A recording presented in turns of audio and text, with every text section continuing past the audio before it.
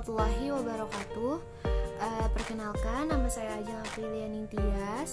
Saya dari kelompok 7 mata kuliah Audit SDM.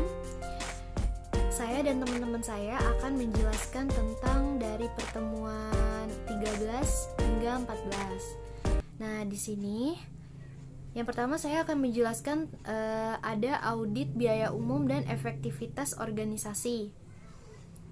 Nah, dalam audit biaya umum ini ada yang pertama yaitu audit biaya jabatan atau pekerjaan. Secara umum, jabatan atau pekerjaan di sebuah perusahaan dibedakan antara pimpinan dan pelaksana.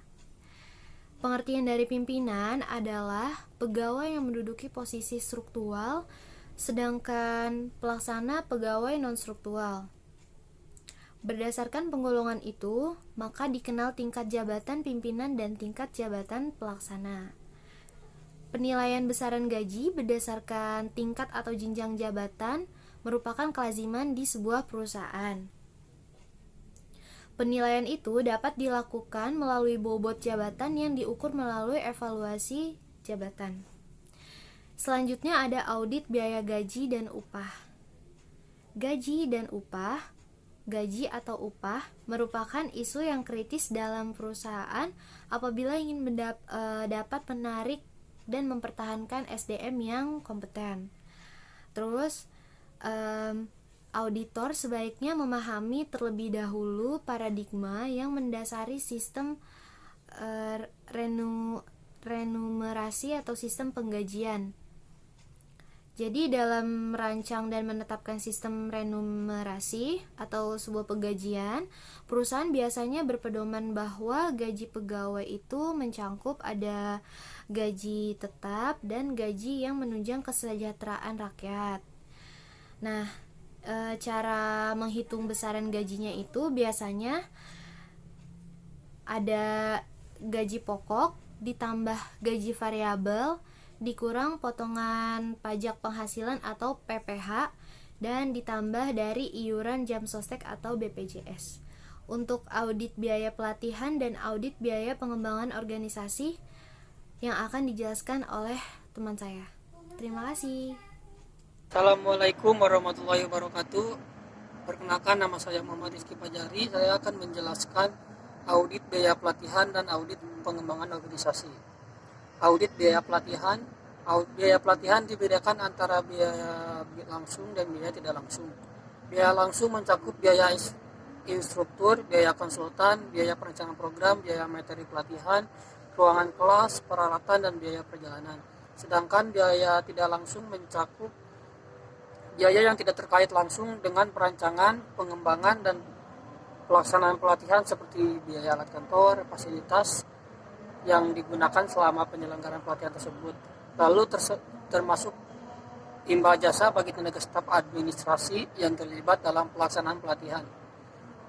Untuk mendapatkan gambaran yang tepat dalam membandingkan antara beragam biaya pelatihan, disarankan untuk menggunakan requirement model, di mana pada setiap tahapan atau training need analisis, perancangan, implementasi dan implementasi evaluasi dilakukan perhitungan dan perbandingan biaya peralatan, fasilitas, SDM, dan material yang digunakan untuk masing-masing program pelatihan, atau biaya setiap tahap dihitung dan dibandingkan dengan biaya keseluruhan program pelatihan.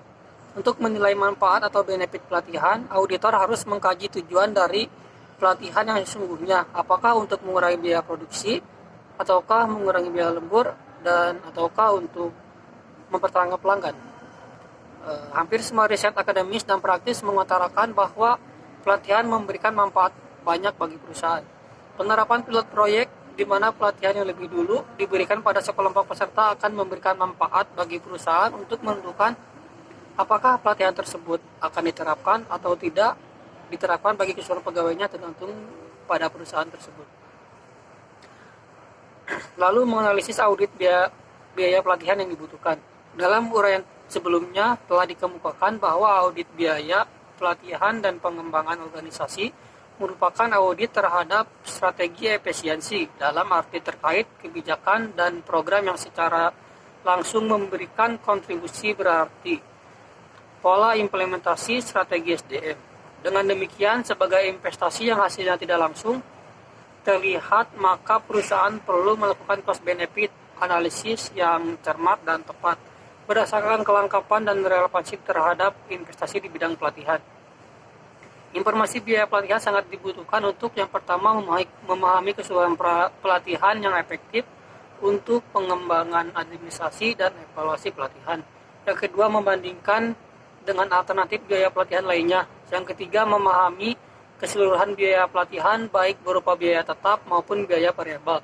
Dan yang terakhir yaitu mengontrol biaya pelatihan.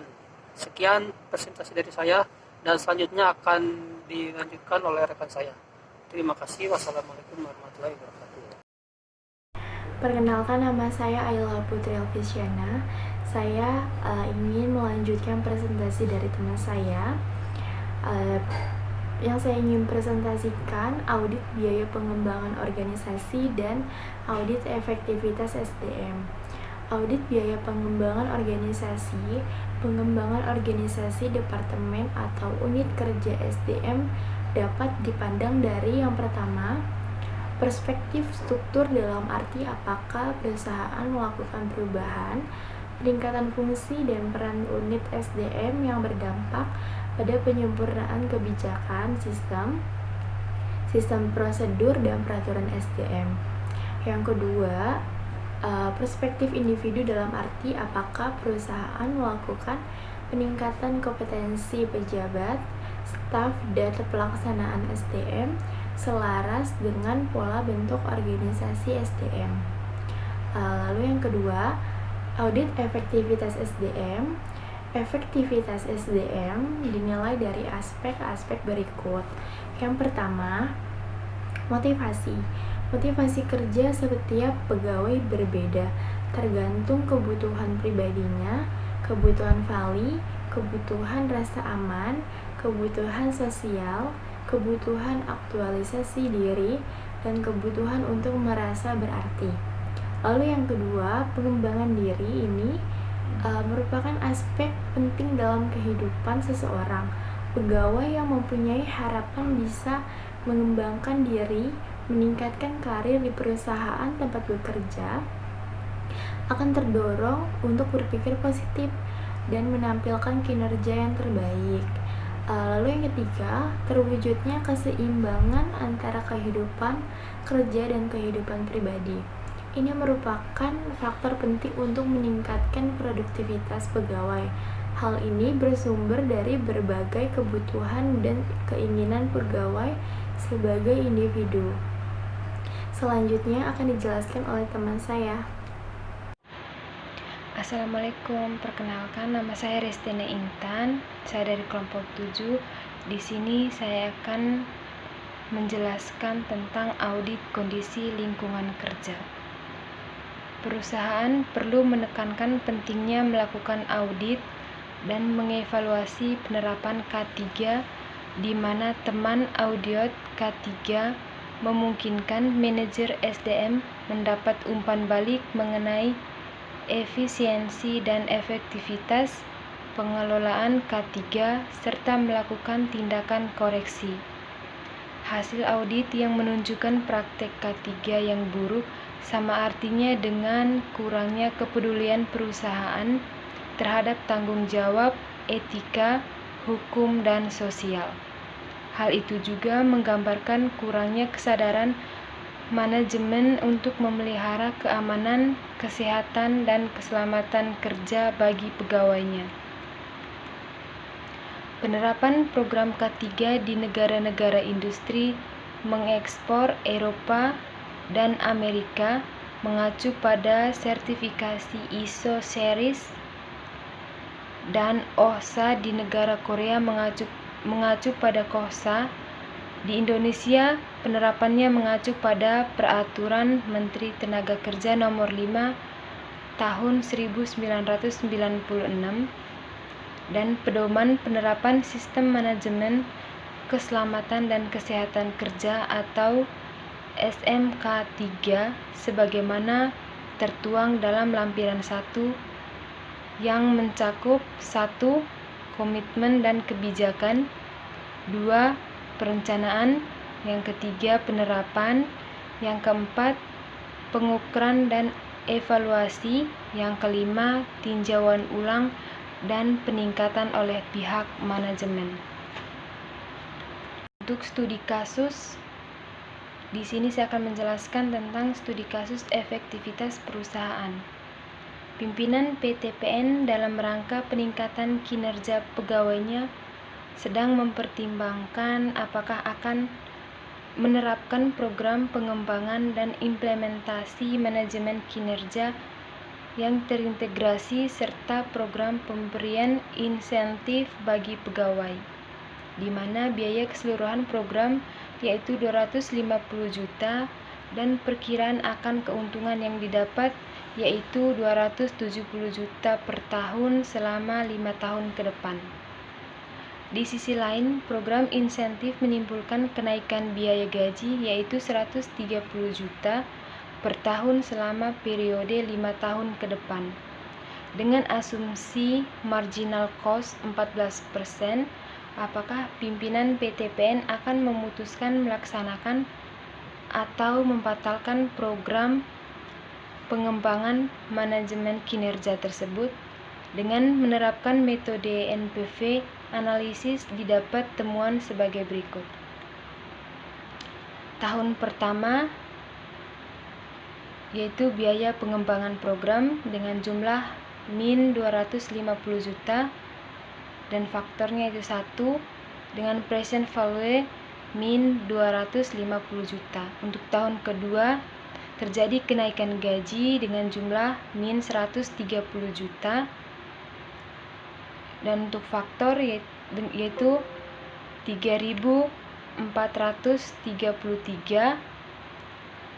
dengan present value min 446.290.000 dan untuk tahun ketiga terjadi kenaikan cash flow operasi dengan jumlah plus 270 juta dengan faktor 3.433 dengan present value plus 926.910.000, maka net present value-nya yaitu 280.620.000 dengan NPV 280.620.000. PTPN memutuskan untuk mengembangkan dan menerapkan program pengembangan manajemen kinerja tersebut.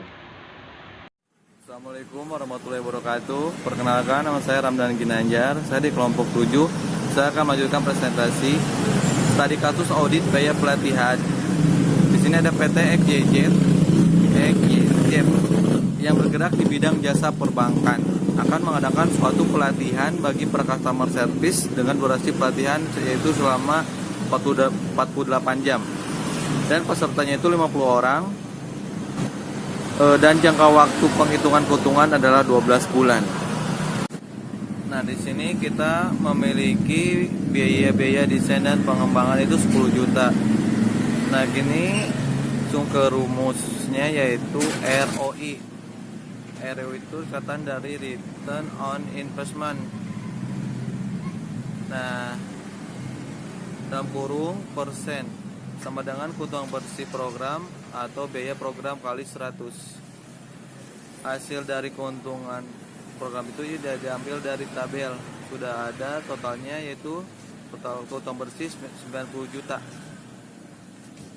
per 5 biaya programnya itu 58 juta kali 100 sama dengan 155%.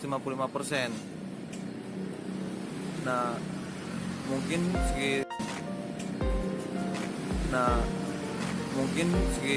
sekian presentasi kelompok 7. Kalau misalkan ada salah-salah mohon maaf. Terima kasih. Assalamualaikum warahmatullahi wabarakatuh.